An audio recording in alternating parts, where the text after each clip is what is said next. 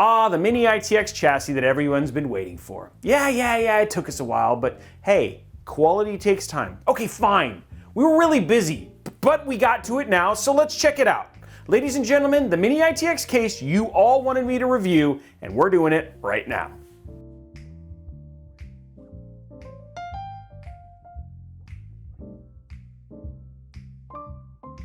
Want to increase your productivity on the go or at home by adding a second monitor that you can take with you anywhere? Well, then check out the Robey 4K portable monitor. With a 3840 by 2160 resolution, HDR FreeSync support, and 100% sRGB color coverage, it can manage your productivity and gaming tasks. Check out the code in the description below for $15 off, as well as a link on where to pick up this portable monitor. So let's see, we did the Meshalicious, so that's not it. We went over and we did the Cooler Master NR200P, we did the NR200P Max, so it's not that. The Height Revolt 3, well, we did that one twice. No, that doesn't sound right. Yeah, that's right. We wanted to do the Lian Q58. Now this has got to be one of the most requested cases for us to review, and that's saying something given it's in the Mini ITX or small form factor category. But given who is making this case, there is more than likely a good reason why. Lian has been a global leader when it comes to PC cases. For instance, there's the Landcool series, there's the everlasting favorite of the PC world, the 011 Dynamic they did with DeBauer. There is even the Meshalicious Mini ITX build on the sub-brand of Lian, SSUPD, which we did a review on, and you can check that out right here. This now includes the most recent Evo and 011 Air, which we will have reviews on both soon, so stay tuned. Actually, make sure you like and subscribe, because if you want to see both the live stream builds of those and the reviews, they're going to be coming up very, very shortly. Now for starters, let's talk about case color. It's simple. There's black and there's white. Now, Cooler Master's NR200P series comes in a bunch of fancy colors, and we're not really sure how they're selling, but they are pretty awesome, and you can see us building in that sweet nightshade purple build, which you can check out right here. Anyway, Lian didn't go that route because this case comes in black and white, which are the two most common build colors out there. So hey, they thought, you know what, let's just stick with what's tried and true. However, they did make 4 different variants in 2 different colors. For black, there is the PCI Riser 3, which retails for $129.99 over on Newegg, and then for PCI Riser 4, which retails at $159.99 on Newegg. For white, it's the same thing, except the PCI Riser 3 retails for $139.99, apparently more expensive, and then $159.99 if you want the Gen 4 version over on Newegg as well. And you can check those out by looking down in the link in the description below. All right, moving on from color, we see that the chassis is made from SPCC steel and aluminum, which makes this like other cases out there. Okay, so here are my first impressions. The two-tone look of the sandblasted and brushed aluminum and black and the white coated aluminum and white are absolutely awesome. The bottom mesh and top tempered glass opening up like the gull-wing doors of a Tesla Model X has me really enjoying how this case looks so far.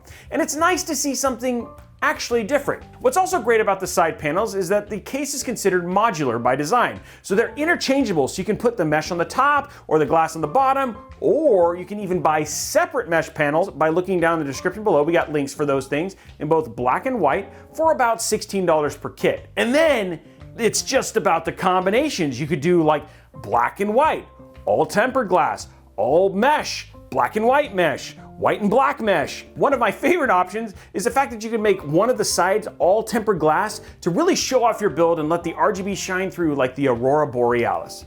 Now the case sits 13 inches long by about 7 inches wide and about 10 inches tall. It's not very big whatsoever, and there will be plenty of space left on your desk after using this case, especially if you have one of these awesome desk mats from Robeytech, which you can check out over at robeytechstore.com. The top of the case is a coated aluminum finish that is mesh in either the black or white version, and the bottom comes with 2 magnetic dust filters that are easily removable for cleaning. And finally, the front panel is pretty simple but feature rich. You have a power button, one by USB 3 Type A, one by USB 3.1 Type C, and a combo mic/headphone jack, and that's it. Like I said, pretty simple setup, but very cool to see the USB-C here on the front panel, as cases like the Cooler Master NR200P Max lack that USB-C connector on the front panel.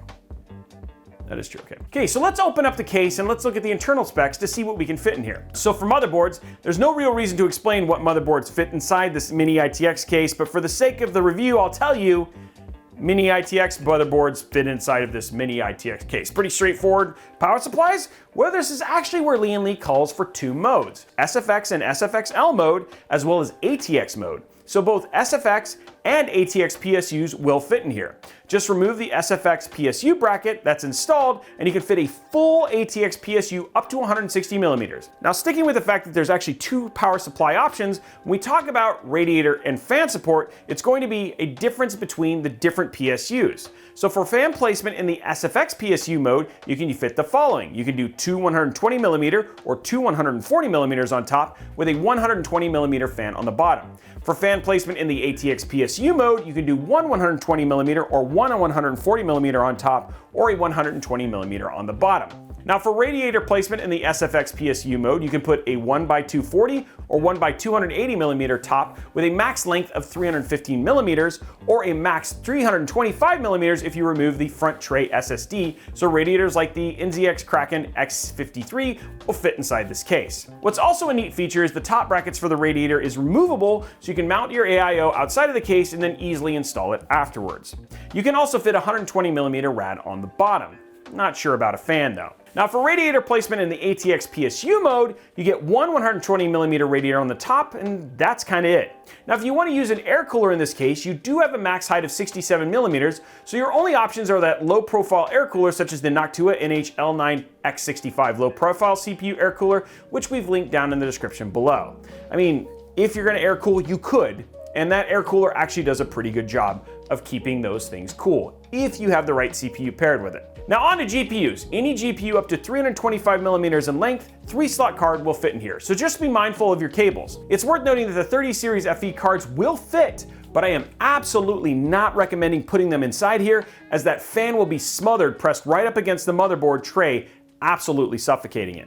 Best to go with another card like what we used, where all the fans are at the bottom, like the EVGA XC3, like we did here. What about drives and storage support? Well, there is actually a ton of it. In fact, you have 4 different options for storage in this case, up to 5 or 6 if you count NVMe's in your board, as some mini ITX boards have up to 2 NVMe slots. And with Z690 and heck, even X670, we're seeing more and more of these, so I wouldn't be surprised to see 3 or maybe even 4 at some point in time. Now, one of the coolest features we've seen in the case is its toolless removable, hot swappable 2.5-inch SSD tray, which means you can remove the tray, mount the SSD in it, and then you can easily swap it out for another 2.5-inch SSD should you easily want to. Now, I know SSDs, especially 2.5-inch, are starting to become a thing of the past, but the fact is that if you can have a game drive, one of the big problems with mini ITX is just having space to store stuff, so swapping out a 4 terabyte when you're running out of space could actually be pretty cool. Now here are a few other options for storage as they revolve around what PSU mode you are currently in. If you're in SFX PSU mode, you can fit 4 2.5-inch SSDs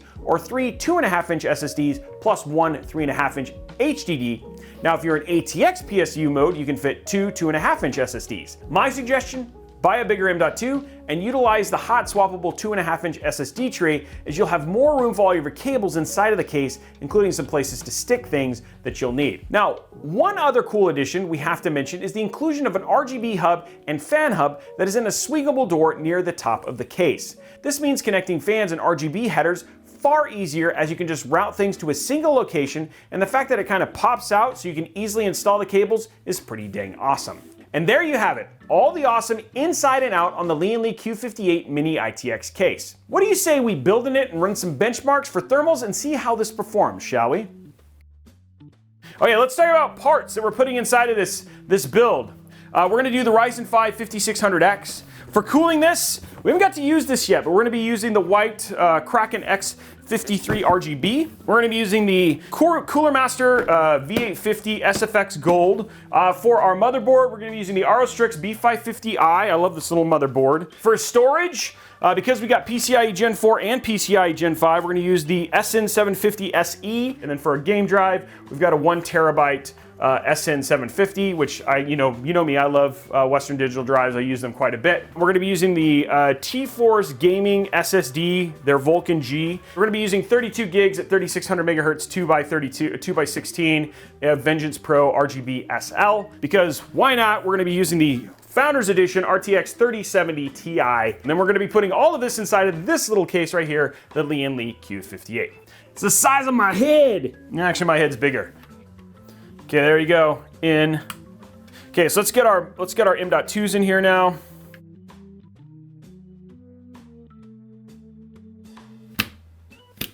Okay, there it is right there.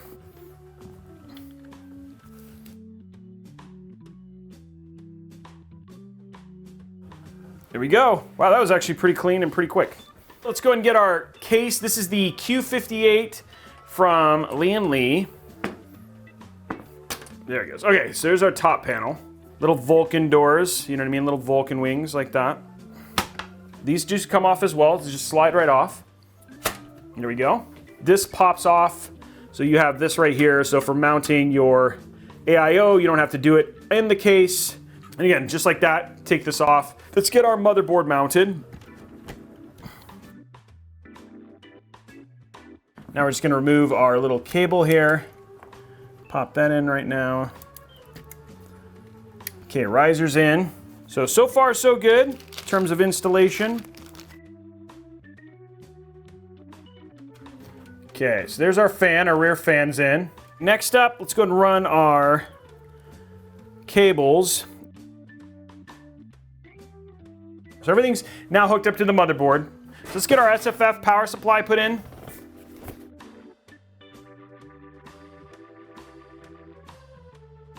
There it goes. I think if this goes well, we should be able to get everything into these little ties here.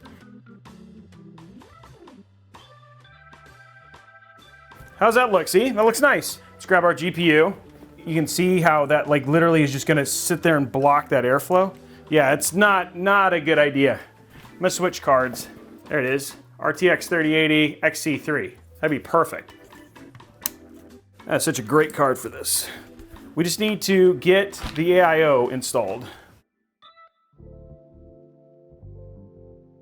So now what we're gonna do is we're gonna get this onto our build.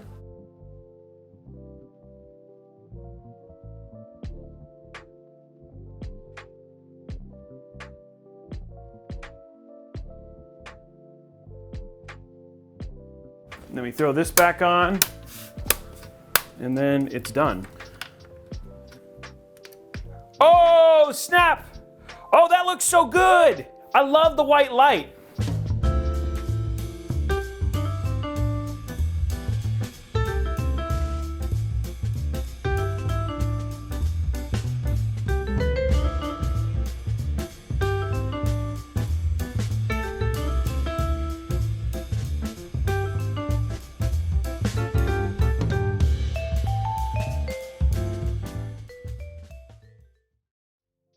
So Robey, you built in the case. We saw the stream and those sweet photos on Instagram. What do you think of the build experience?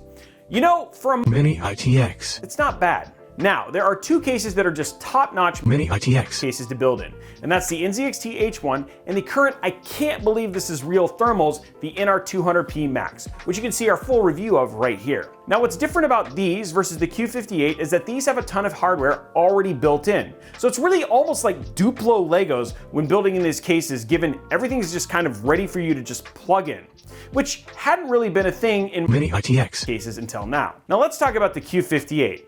Now this doesn't have any of that pre-selected hardware, so the experience here isn't going to be as straightforward. It's going to take some time to make the build look good, let's just be honest. I mean, it has all the modern day trappings of a Mini ITX case with a removable mount for your radiator and AIO, a sandwich design, etc. Plus the really awesome hub for fans and RGB, which really does save you on dealing with cable management and running less stuff to the motherboard. But given this flexibility of what hardware you can put in the case, that's going to come at the ease of building, which isn't a bad thing, not at all, but just something to consider if this will be your first case doing a Mini ITX SFF or a small form factor build-in. Cable management is just going to take some time, and if you want to make this a showcase build, consider custom cables. Minimizing excess could be the key to making this look absolutely fantastic. Now you're going to spend some time ensuring fans aren't blocked, and if you add RGB, it's only going to make the thing just a little bit more complicated. The switching around of the doors is cool, and when it was done, it was cool to get to highlight the best part of the build, the part that you like the most, which in our case was the AIO side. But let's be honest, tempered glass would definitely impact temps on our GPU, so did we really have an option? Not sure. Now, speaking of temperatures, how did they actually do in the Q58 when all things were said and done? So thermals in our Lian Q58 using an AMD Ryzen 5 5600X cooled by an NZXT X53 and an EVGA RTX 3080 XT3 were as follows. For the CPU, when at idle, meaning just sitting there doing nothing, full of all that potential, like me, we were just seeing a moderate 37 degrees in the open case scenario and an only slightly higher 41 in the closed case scenario. Now, when we crank things up and we see how this thing will perform under 100% CPU load for a long duration, we see things hit 73 in the open case scenario and a warmer 81 in the closed case.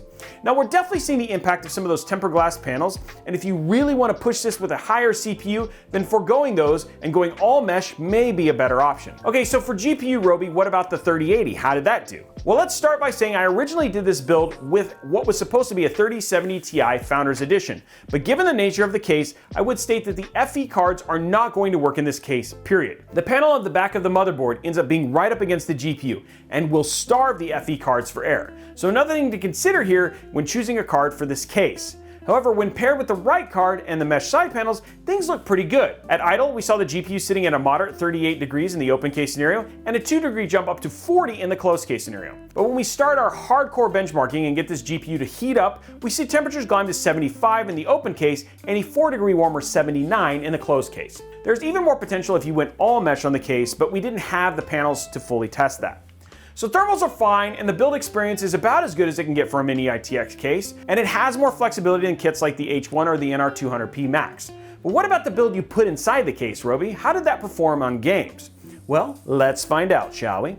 First up, single-player NVIDIA tuned experiences with AMD Ryzen 5 5600X and an EVGA RTX 3080 XT3. For Tomb Raider running at 1440p with DLSS on at the highest preset, we saw an average frame rate of 184 FPS across the runs we did in the game. Solid FPS from a small-size treasure chest type build.